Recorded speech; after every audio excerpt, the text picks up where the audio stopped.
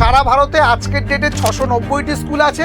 আমি গতকাল তোমাদের ফিডব্যাক পেয়েছি, অনেকেই জানিয়েছো স্যার ইএমআরএস ব্যাপারটা কি সেটাই তো জানি না, বুঝে উঠতে পারছি না, পরীক্ষা দেবো না তাদের জন্য। আমি গত ভিডিওতে এই সংখ্যাটা একটু ভুল বলেছিলাম, তার জন্যে ক্ষমা প্রার্থী। 28,000 ভুল করে বলে ফেলেছিলাম, শূন্যপদটা 38,000 ছিল। এই যা বললাম এর পরেও যদি কোনো প্রশ্ন থাকে অবশ্যই তুমি কমেন্টে জানিও। প্রত্যেকে যদি প্রশ্ন অনেক বেশি থাকে সবার প্রশ্নকে এক জায়গায় করে জট ডাউন করে আমি প্রত্যেকের প্রশ্নের উত্তর দেব।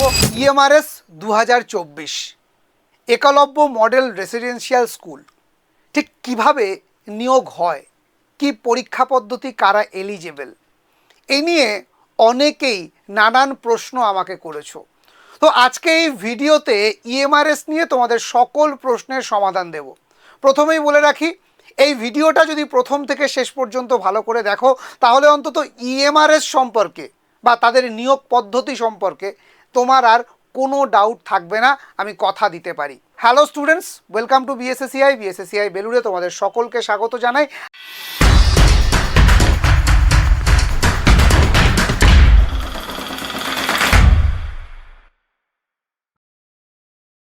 আজকে আমরা আলোচনা করব একলব্য মডেল রেসিডেন্সিয়াল স্কুল 2024-এ আপকামিং যে একটা বিপুল পরিমাণ ভ্যাকান্সিতে নিয়োগের প্রক্রিয়া শুরু হতে চলেছে, সেখানে পরীক্ষা পদ্ধতি কি, সিলেবাস কি, কতগুলো শূন্যপদ আছে, এলিজিবিলিটি ক্রাইটেরিয়া কি, স্যালারি ঠিক কেমন, কোথায় পোস্টিং হয়, বয়স কত লাগে, অর্থাৎ ইএমআরএসের A to Z সমস্ত কিছু নিয়ে আলোচনা হবে এই ভিডিওতে।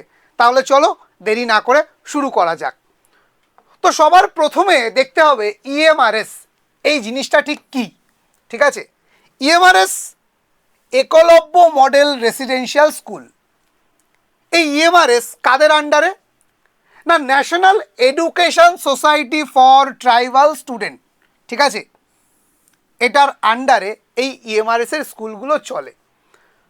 সমগ্র ভারতবর্ষে মোট 690টা স্কুল আছে, তার মধ্যে আজকের দিনে দাঁড়িয়ে পশ্চিমবঙ্গে 8টি ইএমআরএস চলছে এবং আরও 26টি ইএমআরএস কেবলমাত্র বাংলার বুকে কাজ চলছে, খুব শিগগিরই শুরু হবে।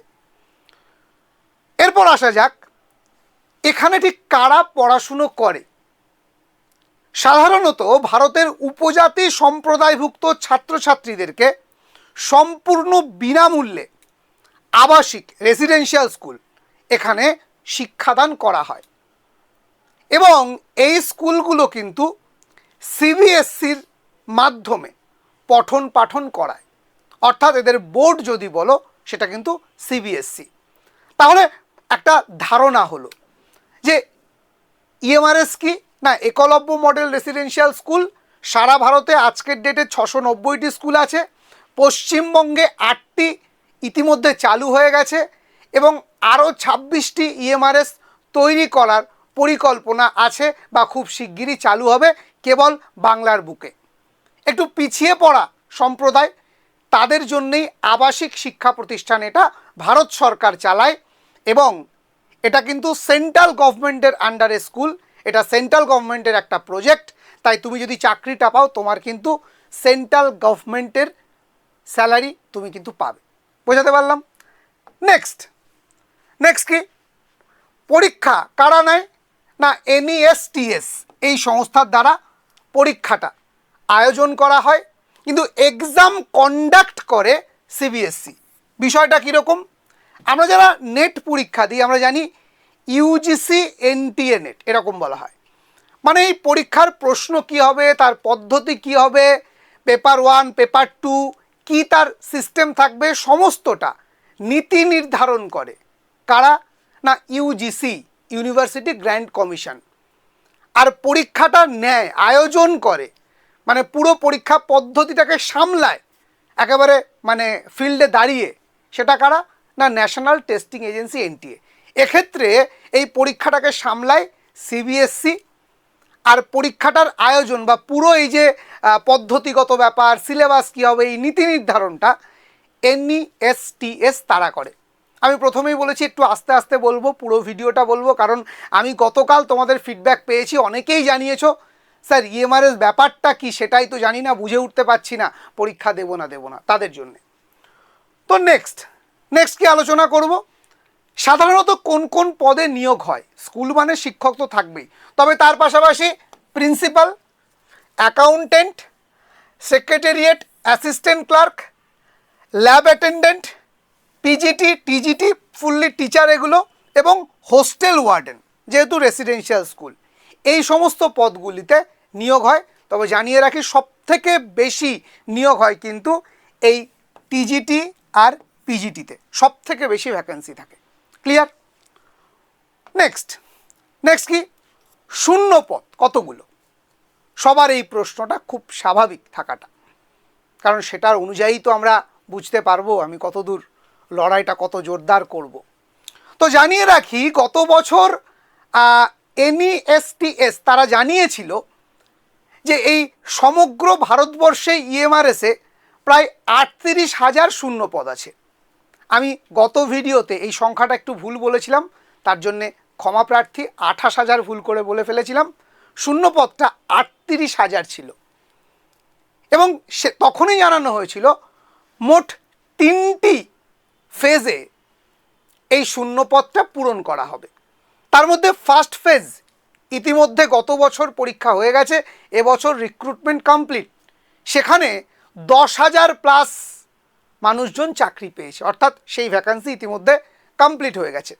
তাহলে আজকের ডেটে আমি যদি গত বছরের ভ্যাকান্সিও ধরি 28,000 প্লাস আছে। কিন্তু তারপরেও কয়েকদিন আগেই আমরা নোটিফিকেশান দেখেছি ইএমআরএসের স্কুলগুলোর প্রিন্সিপালদেরকে নিয়ে একটি মিটিং ডাকা হয়েছে এবং তাদের কাছে জানতে চাওয়া হয়েছে আরও কতগুলো শূন্য পদ বেড়েছে, এবং এই বাড়তি শূন্য পদের সংখ্যা 2,500 থেকে 3,000।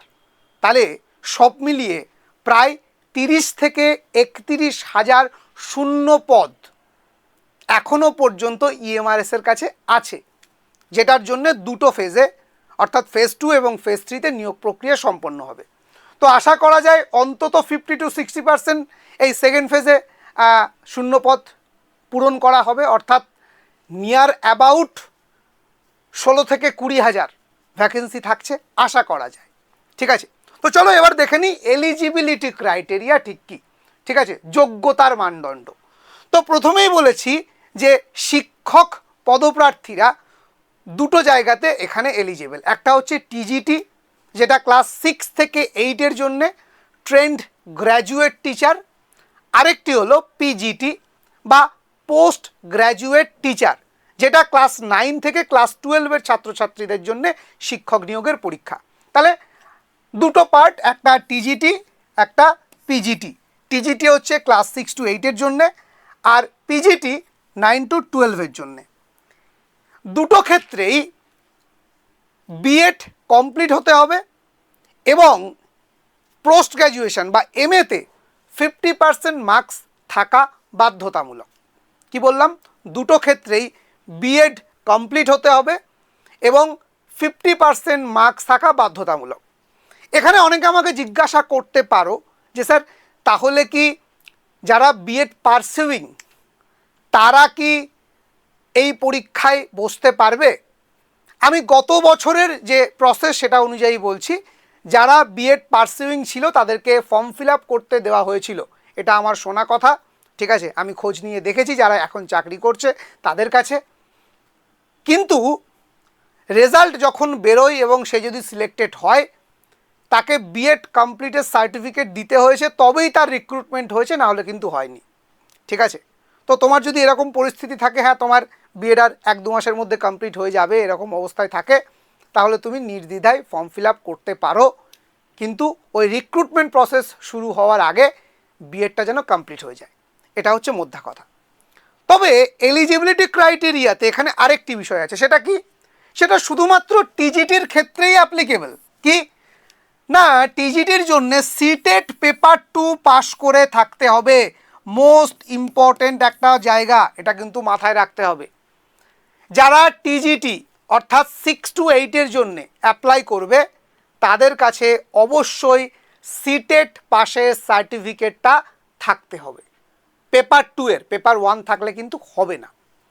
এবং তার সাথে সাথে বিএড থাকতে হবে, 50% মার্কস থাকতে হবে স্নাতকোত্তর বা এমএতে। বোঝাতে পারলাম? পিজিটির ক্ষেত্রে যারা 9 to 12 জন্য, তাদের ক্ষেত্রে কিন্তু কোনো রকম সিটেট লাগছে না, ঠিক আছে? কোনো রকম সিটেট লাগছে না, তাদের শুধুমাত্র 50% নাম্বার আর বিএড ডিগ্রি থাকলেই হচ্ছে। তাহলে যাদের সিটেট পেপার 2 পাস আছো তারা দুটোতেই অ্যাপ্লিকেবল, যাদের কাছে সিটেটের সার্টিফিকেট নেই তারা কেবলমাত্র পিজিটিতে অ্যাপ্লাই করতে পারবে। বোঝাতে পারলাম? তো চলো, এলিজিবিলিটিতে ক্রাইটেরিয়া বোঝা গেল। এবার এজ ক্রাইটেরিয়া, কত বছর বয়স পর্যন্ত দেওয়া যাবে। টিজিটির ক্ষেত্রে বয়সটা আপ টু 40 জেনারেলদের। তুমি যদি ওবিসি হও 3 বছরের রিল্যাক্সেশন পাবে, অর্থাৎ আপ টু 43। তুমি যদি এসসি এসটির মধ্যে থাকো তাহলে 45 অর্থাৎ 5 ইয়ার্স রিল্যাক্সেশন তুমি পাবে। পিজিটি পোস্ট গ্র্যাজুয়েট টিচারের ক্ষেত্রে তুমি 40 বছর পর্যন্ত অ্যাপ্লিকেবল, ঠিক আছে? একই বিষয়, ওবিসি থাকলে 3 বছর, এসসি এসটি থাকলে 5 ইয়ার্সের রিল্যাক্সেশন তুমি পাচ্ছ। তাহলে যোগ্যতা এবং বয়স দুটোই যদি থাকে, এখন দেখার সময় বেতনটা কত পাবো, কারণ আলটিমেটলি একটা স্যালারি তো প্রয়োজন, না হলে তো জীবন ধারণটা কীভাবে করব আমরা। তো এখানে বলে রাখি, ঠিক আছে, 7th পে কমিশন অনুসারে টিজিটির বা পিজিটি দুক্ষেত্রেই স্যালারি দেওয়া হয় একেবারে সেন্ট্রাল গভর্নমেন্টের স্কেল, ঠিক আছে? শুরু হচ্ছে 44,900 থেকে 1,42,400 টাকা পর্যন্ত লেভেল 7 এটার পে। আজকের ডেটে আমি যাদের সাথে কথা বলেছি যারা টিজিটিতে পেয়েছে, মোটামুটি 64 থেকে 67 হাজারের মধ্যে তাদের স্যালারি থাকে, মানে ইন হ্যান্ড আজকের ডেটে। আর যারা পিজিটিতে আছে তাদের এখানে বলা হচ্ছে লেভেল 8 47,600 থেকে 1,51,100 পর্যন্ত আজকের ডেটে তারা হাতে পায় 71,000 প্লাস, নিয়ার অ্যাবাউট 72,000 টাকা পার মান্থ। তবে বলে রাখি, যেহেতু রেসিডেন্সিয়াল স্কুল তাই টিচারদেরকে কিন্তু রেসিডেন্সিয়াল থাকতে হয়, ঠিক আছে? মানে থাকার ব্যবস্থা স্কুলের তরফ থেকেই দেওয়া হয়। ক্লিয়ার? এরপর দেখে নেওয়া যাক যে কোন কোন বিষয়ে পরীক্ষা দেওয়া যাবে, কারণ আমি জানি তোমরা ইতিমধ্যে অনেকেই ফোন করে আমাকে জিজ্ঞাসা করেছে, স্যার বাংলার পরীক্ষা দেওয়া যাবে কিনা, বাংলা সাবজেক্ট আছে কিনা, অল ইন্ডিয়া লেভেলের সেন্ট্রাল স্কুল আমি কি বসতে পারবো কিনা। আমি তাদের জন্য একটা লিস্ট বানিয়েছি। দেখো, টিজিটির ক্ষেত্রে Hindi, English, math, social science, Bengali, Sanskrit, Santali এগুলো আছে। আরও কিছু ভাষা আছে, মারাঠি, ঠিক আছে, উড়িয়া, সেগুলো আমি আর দিইনি। পিজিটির ক্ষেত্রে English, Hindi, math, chemistry, physics, biology, history, geography, commerce, economics, computer science, Sanskrit, Bengali, Santali, এখানেও তেলেগু, উড়িয়া, অন্যান্য ভাষার আছে। তার মানে যারা বাংলা বিষয়ের তারা কিন্তু পিজিটিতে বসতে পারছো। স্যার ভ্যাকেন্সি থাকে? অবশ্যই থাকে। স্যার সংস্কৃতে ভ্যাকেন্সি থাকে? অবশ্যই থাকে। স্যার কীরকম ভ্যাকেন্সি থাকতে পারে? আমি গতবারের পরিসংখ্যান অনুযায়ী বলছি, সবথেকে বেশি ভ্যাকেন্সি ছিল টিজিটির ক্ষেত্রে, সেটা হচ্ছে সোশ্যাল স্টাডিজে 670টা, এবং ইংলিশে তার থেকেও একটু বেশি 671টা। সবথেকে বেশি কিন্তু ইংলিশে থাকে। তবে সংস্কৃত কিন্তু পিছিয়ে নেই। সংস্কৃতে ভ্যাকেন্সি ছিল গতবার টিজিটিতে কেবলমাত্র 358, খুব একটা কম নয়, যথেষ্ট ভ্যাকেন্সি, ঠিক আছে? এবং পিজিটির ক্ষেত্রেও সংস্কৃতে 100 মতো ভ্যাকেন্সি ছিল, অর্থাৎ টিজিটি পিজিটি মিলে প্রায় 450 ওপরে ভ্যাকেন্সি কিন্তু কেবলমাত্র সংস্কৃতে ছিল। ক্লিয়ার? তো এই বিষয়টা কিন্তু মাথায় রাখতে হবে। ইংলিশেও টিজিটি পিজিটি মিলে প্রায় 900 ওপরে ভ্যাকেন্সি ছিল, 900 প্লাস, ঠিক আছে? তো এই সাবজেক্টগুলো কিন্তু থেকে কিন্তু হিউজ পরিমাণ একটা রিক্রুটমেন্ট হয়। ইতিহাসে প্রায় 200-র কাছাকাছি ভ্যাকেন্সি ছিল, জিওগ্রাফিতে 154 বোধহয় ভ্যাকেন্সি ছিল, ঠিক আছে? তো এত ভ্যাকেন্সি কিন্তু থাকছে, এবং পশ্চিমবঙ্গ থেকে বহু ছাত্রছাত্রী কিন্তু সংস্কৃতে পেয়েছে, আমার নিজের চেনা, নিজের জানা, নিজের ছাত্র, নিজের পরিচিত, তারা কিন্তু পেয়েছে। ঠিক আছে, এবার তোমার পালা, তোমাকেও দেখিয়ে দিতে হবে। তো চলো, সাবজেক্টের পর এবার আসি পরীক্ষা পদ্ধতির ক্ষেত্রে। টিজিটি এবং পিজিটি দুটো ক্ষেত্রেই 150 নম্বরের পরীক্ষা হয়। এই পরীক্ষাটা দুটো পার্টে হয়, অর্থাৎ একই দিনে পরীক্ষা হবে, কিন্তু দুটো জিনিস থাকে, একটা জেনারেল পেপার, একটা সাবজেক্ট পেপার। ঠিক আছে, তবে জানিয়ে রাখি টিজিটির ক্ষেত্রে তোমার বাংলা একটা 10 নম্বরের পেপার থাকে, পিজিটির ক্ষেত্রে কিন্তু থাকে না। কি থাকে, কিভাবে থাকে, তার মার্কস ডিভিশন সব আলোচনা করব এই ভিডিওতে। একটু কমেন্ট করে জানাও তো কেমন লাগছে এই ভিডিওটা। আমি প্রথমেই একটা কথা বলেছি, আমি ইন ডিটেলস ভিডিও করি, এবং এই ভিডিওটা যদি দেখো তাহলে কিন্তু আর অন্য কোনো ভিডিও দেখতে হবে না, অন্য কোনো কনফিউশন তোমার থাকবে না। যদি এতক্ষণ পর্যন্ত সবটা স্পষ্ট বুঝে থাকো এবং ভালো লেগে থাকে, অবশ্যই কমেন্টে জানিও আর একটা লাইক করে দিও। যারা যারা ইএমআরএস নিয়ে কনফিউশনে ভুগছে তাদের সাথে শেয়ার করে দিও, এটুকুই তোমাদের কাছে চাওয়া পাওয়া। এবার বলে রাখি, এই পরীক্ষা কিন্তু অফলাইনে হবে, ওএমআরে হবে, সিবিটি মোডে নয়। ওএমআর শিটে পরীক্ষা দিতে হবে। স্যার আমার রাজ্যে আমি পরীক্ষা দিতে পারবো? হ্যাঁ, তোমার পোস্টিং যেখানেই হোক, তুমি যেখানে পরীক্ষা দিতে চাও সেই জায়গায় অ্যালট তুমি চুজ করবে, নেটেরই মতো তুমি তোমার রাজ্যেই সেন্টার পাবে, তোমার রাজ্যেই এক্সাম সেন্টার তুমি পেয়ে যাবে। ঠিক আছে, নেগেটিভ মার্কিং হ্যাঁ আছে। কত?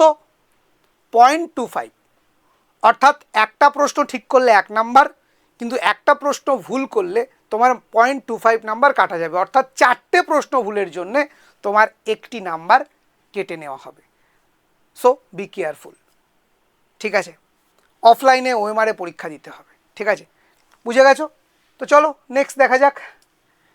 হ্যাঁ, পরীক্ষার সিলেবাস। আমি জানি তোমরা সবাই এটার জন্যই অপেক্ষা করেছিলে। সবার প্রথমে টিজিটি নিয়ে আলোচনা করব, 6 to 8-এর জন্য। যেটা টিজিটিতে জেনারেল অ্যাওয়ারনেস থাকছে 10 নাম্বার, রিজনিং থাকছে 10 নাম্বার, আইসিটি থাকছে 10 number, teaching aptitude 10 number, subject থেকে থাকছে 70 নাম্বার, পেডাগগি মানে সাবজেক্টের পেডাগগি, এখান থেকে এই সাবজেক্টের পেডাগগিতে থাকছে 5 নাম্বার, ন্যাশনাল এডুকেশন পলিসি 2020 খুব ইম্পর্টেন্ট যে কোনো টিচিং এক্সামের জন্যে, সেখানেও থাকছে 5 নম্বর। ঠিক আছে, এছাড়াও ভাষা অর্থাৎ ল্যাঙ্গুয়েজ পার্টে তোমাকে বলেছিলাম নিজের বাংলা ভাষায় পরীক্ষা দিতে হবে। ঠিক আছে, সেখানে তোমার হিন্দি, ইংরেজি এবং নিজের মাতৃভাষা, তুমি বাঙালি, তুমি বাংলাতে তোমার মাতৃভাষা, তাহলে তোমাকে 10, 10, 10 টোটাল 30 নাম্বার ল্যাঙ্গুয়েজের পার্টের পরীক্ষা দিতে হবে। তাহলে তোমার টোটাল কত নাম্বার হলো? 10, 10, 20, 10, 30, 10, 40, 40 আর 80, 120, আর 30, 150 নাম্বারের পরীক্ষা। ওএমআরে পরীক্ষা দিতে হবে। মোট সময় 3 ঘন্টা, এবং সব পরীক্ষাটাই কিন্তু একই দিনে নেওয়া হবে, এই নেট পরীক্ষার মতোই। ঠিক আছে স্যার, প্রশ্ন কোন ভাষায় থাকবে? এই 10 নম্বরের বাংলাটা অবশ্যই বাংলা ভাষায় প্রশ্ন থাকবে, মানে ভাষার প্রশ্নগুলো সেই ভাষায় থাকবে। সংস্কৃত ভাষার প্রশ্ন সংস্কৃতে থাকবে, তোমার যদি সাবজেক্ট বাংলা হয় সাবজেক্টের প্রশ্ন বাংলায় থাকবে, কিন্তু বাকি সমস্তগুলো ইংরেজি এবং হিন্দি এই দুটো ভাষাতে কিন্তু তুমি পেয়ে যাবে। অন্তত গত বছরের পরিসংখ্যান সেটাই বলছে, সেরকমই পাওয়া গেছে। বোঝা গেল? নেক্সট আমরা দেখে নেব পিজিটি। আমি জানি এটাতেই সব থেকে বেশি আমাদের পশ্চিমবঙ্গের ছাত্রছাত্রীরা অ্যাপ্লাই করবে, অন্তত যাদের সিটেটটা ক্লিয়ার নেই। এখানে একটা ছোট্ট বিষয় তোমাদের জানিয়ে রাখি, যারা বিএড করে বসে আছো প্রত্যেককে বলবো, সিটেট মোস্ট ইম্পর্টেন্ট ফ্যাক্টর হতে চলেছে। আশা করি বুঝতে পারছো, সব জায়গাতেই লাগছে। আজকে উত্তরাখণ্ডের দিতে ছুটতে হতো না যদি তোমার সিটেট থাকতো। ঠিক আছে, তো সিটেটটা ক্লিয়ার করে রাখার চেষ্টা করো। আগামী যখন সিটেটের ফর্ম ফিল আপ হবে অবশ্যই সিটেটটা দিও, এটা আমি এখন থেকেই জানিয়ে রাখছি। নেক্সট পিজিটির পরীক্ষা। পিজিটিতে কী কী আছে? একেবারে আগের মতোই, জেনারেল অ্যাওয়ারনেস 10 নাম্বার, রিজনিং, এখানে কিন্তু রিজনিংয়ের ওয়েটেজটা বেশি পিজিটির ক্ষেত্রে। রিজনিংয়ে থাকছে 20 নাম্বার। ঠিক আছে, ওই যে 10 নাম্বার তোমার নিজের মাতৃভাষাতে ছিল সেই 10 নাম্বারটা এখানে নেই, তার বদলে ওটা রিজনিংয়ে 10 এক্সট্রা অ্যাড হয়ে গেছে। বাকি সব একই। আইসিটিতে থাকছে 10, টিচিং অ্যাপটিটিউড সেখানেও থাকছে 10, সাবজেক্ট, নিজের সাবজেক্ট, সেখানে থাকছে 70, পেডাগগিতে 5, এনইপিতে 5, 80, এবং ভাষা হিন্দি এবং ইংরেজি দুটোই। স্যার যে কোনো একটা নেওয়া যাবে না, দুটোই পরীক্ষা দিতে হবে, 10, 10, 20। তো এই টোটাল 150 নাম্বারের পরীক্ষা হবে পিজিটির ক্ষেত্রে। বোঝাতে পারলাম? সো এখানেও সময় 3 ঘন্টা, সম্পূর্ণ পরীক্ষা একদিনে হবে। তার মানে একই দিনে দুটোতে একদিন একটাই টিজিটি একই দিনে পিজিটি হবে তা নয়, একদিন টিজিটির পরীক্ষা হয়ে গেল আর একদিন পিজিটির পরীক্ষা হয়ে যাবে। বোঝাতে পারলাম? তো এই হলো মোদ্দা কথা। নেক্সট, আবেদন। স্যার কত টাকা ফিস? দেখো, এবছরের এখনো পর্যন্ত অ্যাপ্লিকেশন শুরু হয়নি। আমি এখানে এখন যা বলবো এটা সবটাই গত বছরের থেকে নিয়ে বলছি।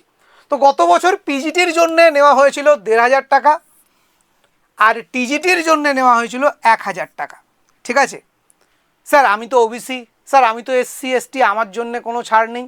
না, এখানে জেনারেল হোক, এসসি হোক, ওবিসি হোক, সমস্ত ক্যাটাগরির প্রার্থীর জন্য একই ফিস। বোঝাতে পারলাম? প্রত্যেককে এই টাকা দিয়েই ফর্মটা ফিল আপ করতে হবে।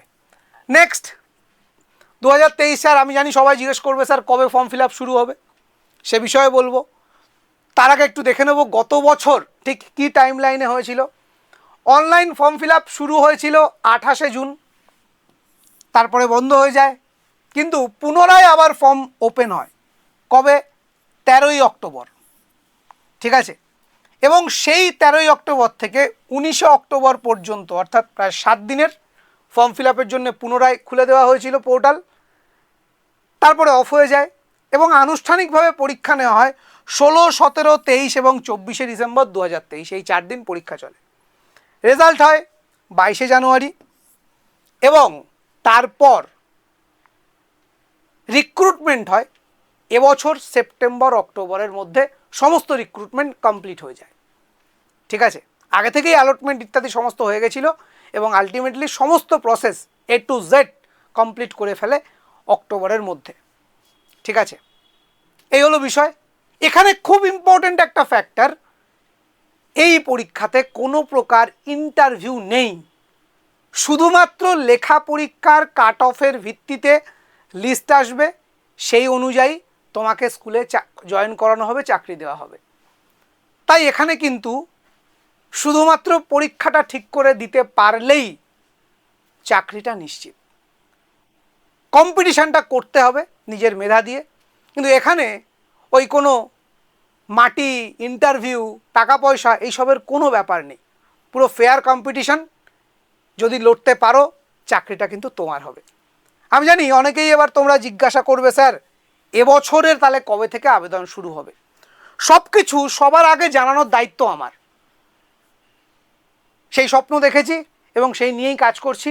শুধু এই চ্যানেলটাকে সাবস্ক্রাইব করে রাখো, ভিডিওটা ভালো লাগলে লাইক করে দিও, শেয়ার করে দিও, আর তার সাথে সাথে আমাদের এই ভিডিওর ডেসক্রিপশানে আমাদের হোয়াটসঅ্যাপ গ্রুপ আছে, সেই গ্রুপে যুক্ত হয়ে যেও।